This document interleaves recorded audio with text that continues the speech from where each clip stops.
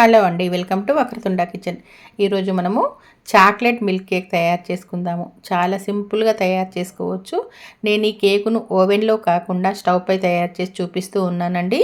ఇందులో మైదా పిండి కానీ, ఎగ్ కానీ, ఈస్ట్ కానీ ఏమీ వేయకుండా చాలా హెల్తీగా అన్ని ఇంట్లో ఉన్న వస్తువులతోనే ఈ కేక్ తయారు చేసుకోవచ్చు. పిల్లలకైతే చాలా నచ్చుతుంది. మరి ఈ కేకును తయారు చేసుకోవడానికి ముందుగా మనం ఓవెన్ను తయారు చేసుకుందాము. ఇక్కడ మనం స్టవ్నే ఓవెన్గా తయారు చేసుకుంటున్నాం కాబట్టి కేక్ను బేక్ చేసుకోవడం కోసం స్టవ్ని ఆన్ చేసుకొని స్టవ్ని ఇలా మీడియంగా పెట్టుకోవాలి. మరీ హై ఫ్లేమ్లో కానీ సిమ్లో కానీ పెట్టుకోకుండా మీడియంగా పెట్టుకొని ఇలా ఏదైనా మందంగా ఉన్న గిన్నె అయినా మూకుడైనా స్టవ్ పై పెట్టుకోండి.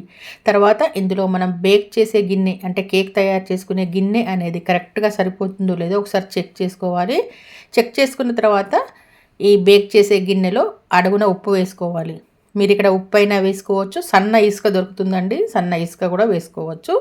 లేదంటే మామూలుగా ఈ విధంగా స్టాండ్ పెట్టుకుని కూడా చేసుకోవచ్చు.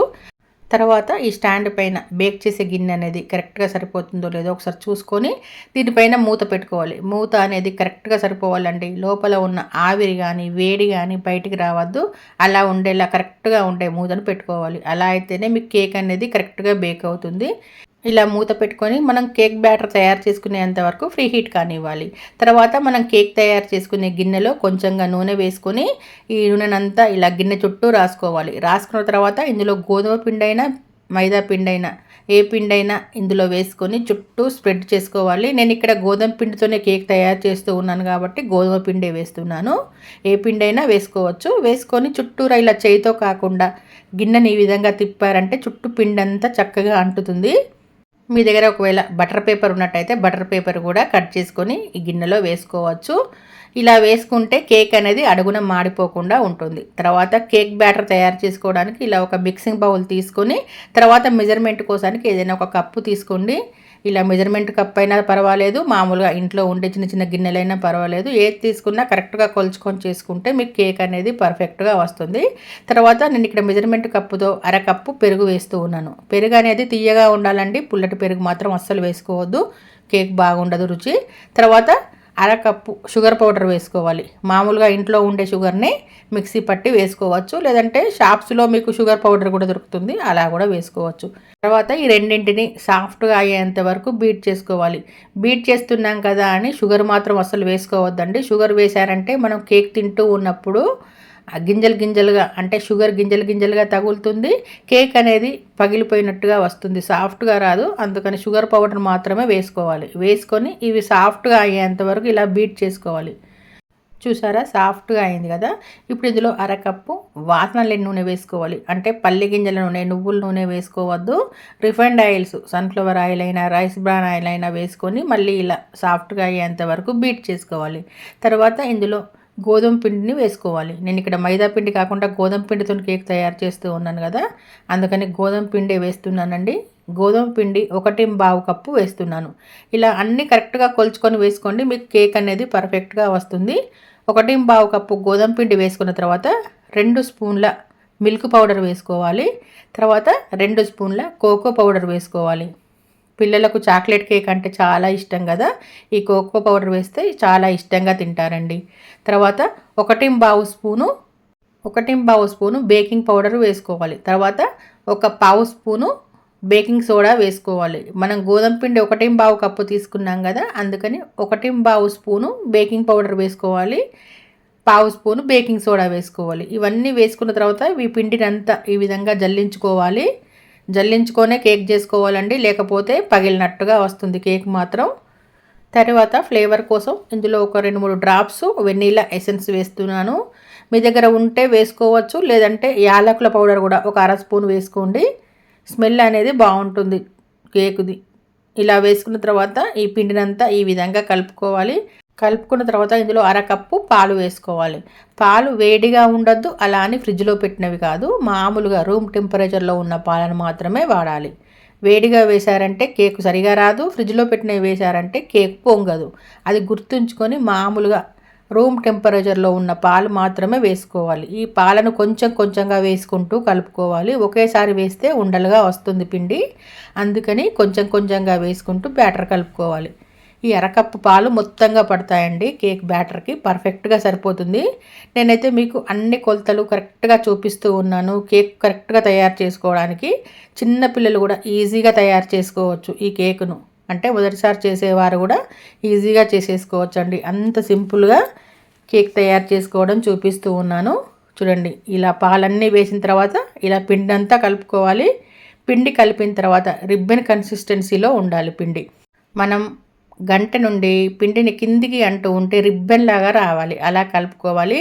పిండిని కలిపేటప్పుడు కూడా ఒకటే సైడ్కు తిప్పుకుంటూ కలుపుకోవాలండి, రెండు సైడ్లు తిప్పద్దు. ఎందుకంటే ఇందులో మనం బేకింగ్ పౌడరు బేకింగ్ సోడా వేసాం కదా, ఎయిర్ ఫామ్ అవుతుంది. రెండు సైడ్లో తిప్పారంటే ఎయిర్ అనేది ఇందులో ఉండదు, కేక్ అనేది ఫ్లఫీగా రాదు. అందుకని ఒకటే సైడ్కు తిప్పుకుంటూ కేక్ బ్యాటర్ కలుపుకోవాలి.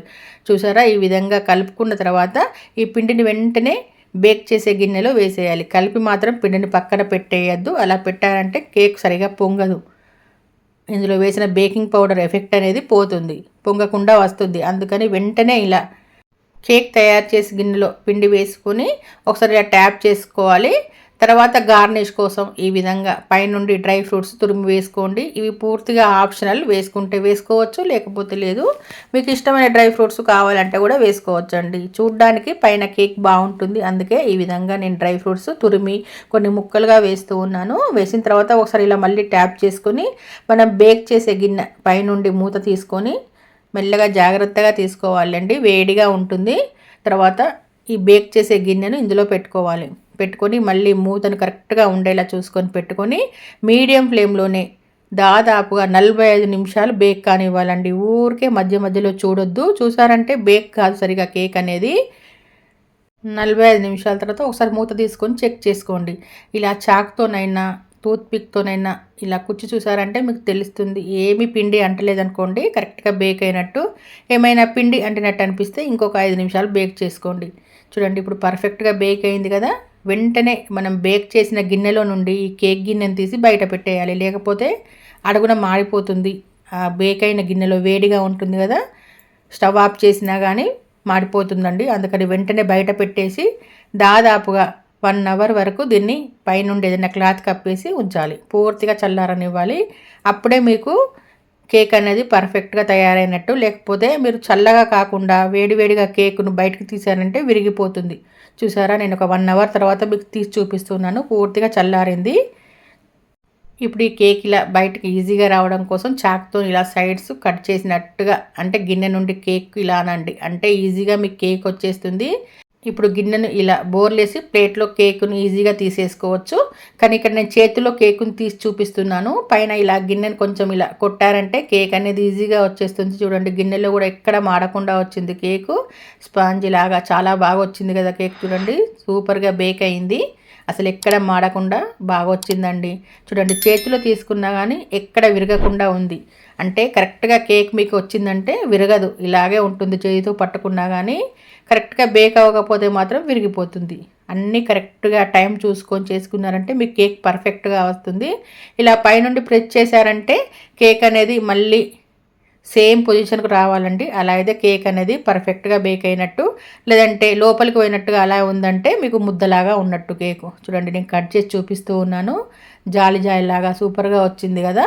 మనం ఇంట్లో ఓవెన్ లేకున్నా ఇలా ఈజీగా కేక్ తయారు చేసుకోవచ్చండి. పిల్లలకు ఇష్టమైన కేక్స్ ఎప్పుడంటే అప్పుడు తయారు చేసి ఇవ్వచ్చు. ఇక నుండి పిల్లలకు బర్త్డే అయినా చిన్న చిన్న అకేషన్స్ అయినా మీరే ఇంట్లో కేక్ తయారు చేసుకోవచ్చు అండి. పిల్లలైతే చాలా సంతోషిస్తారు. ప్రతి సండే కూడా ఇష్టమైన కేకును మీరు ఇంట్లో ఈజీగా తయారు చేసుకోవచ్చు. ఈ కేక్ అనే కాదండి, ఇంకా చాలా రకాల కేక్ రెసిపీస్ మన ఛానల్లో ఉన్నాయి. కావాలంటే మీకు డిస్క్రిప్షన్లో లింక్ ఇస్తాను, చూడండి.